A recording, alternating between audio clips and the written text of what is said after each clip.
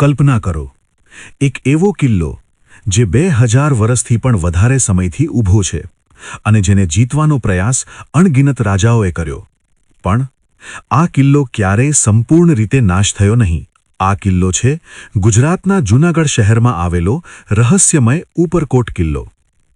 ગિરનાર પર્વતની ભવ્ય છાયા નીચે ઊભેલો આ કિલ્લો માત્ર એક ઐતિહાસિક સ્મારક નથી.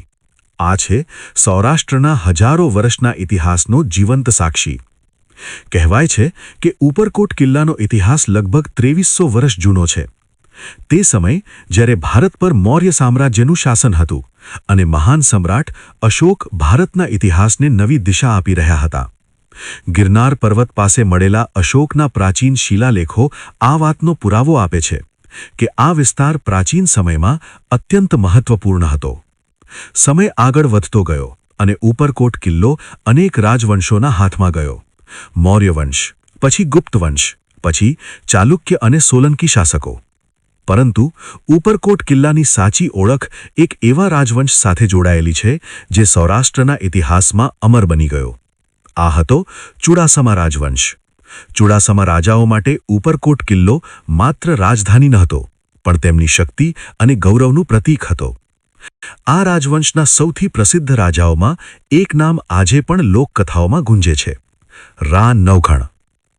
કહેવાય છે કે જ્યારે દુશ્મન સેનાઓએ કિલ્લાને ઘેરી લીધો હતો ત્યારે પણ ઉપરકોટ કિલ્લો વર્ષો સુધી અડગ રહ્યો, કારણ કે આ કિલ્લો માત્ર દિવાલોથી નહીં પણ અદ્ભુત બુદ્ધિ અને કુદરતી સુરક્ષાથી બનાવવામાં આવ્યો હતો. પરંતુ ઉપરકોટ કિલ્લાની સૌથી મોટી શક્તિ તેના અંદર છુપાયેલા પાણીના સ્ત્રોત હતા. કિલ્લાની અંદર આવેલી છે એક અનોખી અને રહસ્યમય વાવ, અડીકડી વાવ. આ વાવ પથ્થરમાંથી સીધી કોતરીને બનાવવામાં આવી છે અને તેમાં એક પણ સ્તંભ નથી. લગભગ 120 સીડીઓ આ વાવને જમીનના ઊંડાણ સુધી લઈ જાય છે.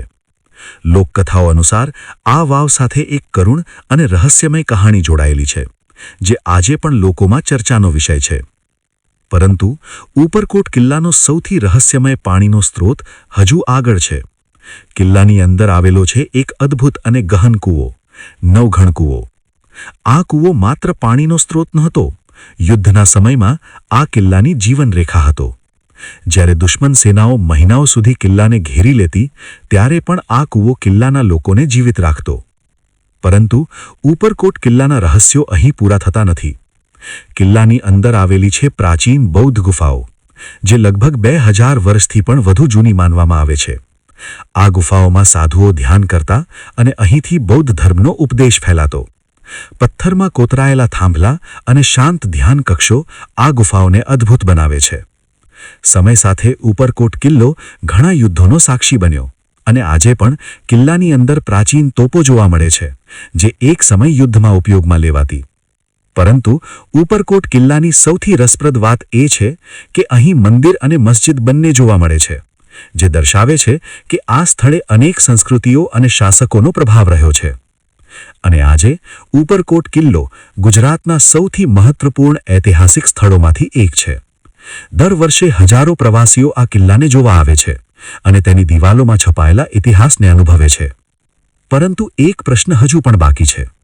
કેટલાક ઇતિહાસકારો માને છે કે ઉપરકોટ કિલ્લાના ઘણા રહસ્યો હજુ પણ સંપૂર્ણ રીતે બહાર આવ્યા નથી. કોણ જાણે, આ કિલ્લાની જમીન નીચે હજુ કેટલા રહસ્યો છુપાયેલા હશે? કારણ કે ઉપરકોટ કિલ્લો માત્ર એક કિલ્લો નથી, તે છે સૌરાષ્ટ્રના હજારો વર્ષના ઇતિહાસનું જીવંત રહસ્ય. જો તમને ઇતિહાસના આવા રહસ્યમય કિસ્સા ગમે છે તો આ વિડીયોને લાઇક કરો, તમારા મિત્રો સાથે શેર કરો અને આવી જ અદ્ભુત ઐતિહાસિક કહાનીઓ માટે અમારી ચેનલ એપિક રહસ્યને જરૂર સબસ્ક્રાઇબ કરો. કારણ કે અહીં અમે લાવતા રહીશું ભારતના ઇતિહાસ, મંદિરો અને રહસ્યોની એવી કહાનીઓ જે કદાચ તમે પહેલાં ક્યારેય નહીં સાંભળી હોય.